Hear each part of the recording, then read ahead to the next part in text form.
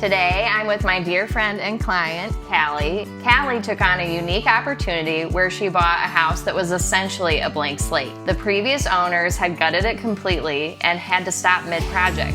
Today, she's sharing her renovation journey and what it takes to bring a house back to life. So Callie, what inspired you to take on a renovation project versus buying a finished home? I know you and I were kind of looking at different homes in the area, and a lot of them had been renovated, but what I was finding was that was reflected in the price, and it wasn't exactly what I would do. So I was having a hard time because I would look at a home and it was nice, but it wasn't really my style. If I could just truly kind of go along and build this to what I want it to be, I'd much rather do that. All right, so in today's day and age, we're always overwhelmed with so many choices. So what was a grounding principle that kept you focused and not getting too overwhelmed? I will say I did not do a very good job of that at first. Anytime I would go to a tile or stone or look at flooring or anything, all I could think is, every room is blank.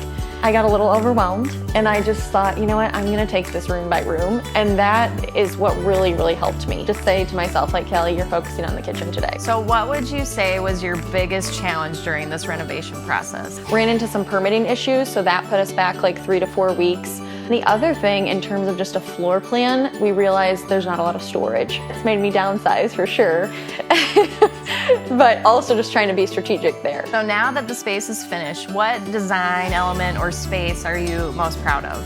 I think the kitchen, first of all, because it was just truly, we ended up taking everything out of it and starting from scratch. And one of the biggest challenges I had in the beginning was, how is this going to come together? Like, lots of paint choices, lots of colors on the walls. And, as each piece started to come into the room and just see it come together, I was like, okay, you made the right call.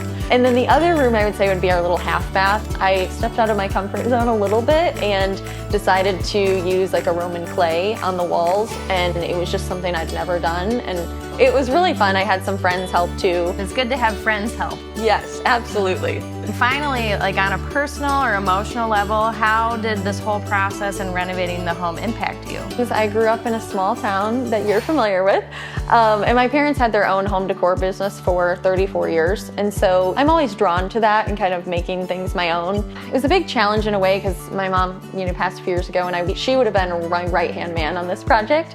But I think it was just empowering in a way to kind of look back and think, okay, you did it. My fiance and I were able to build our first home together and just really make it our own. So I think those are the things that I love the most now. And she's in this house with, I know that. You're sweet.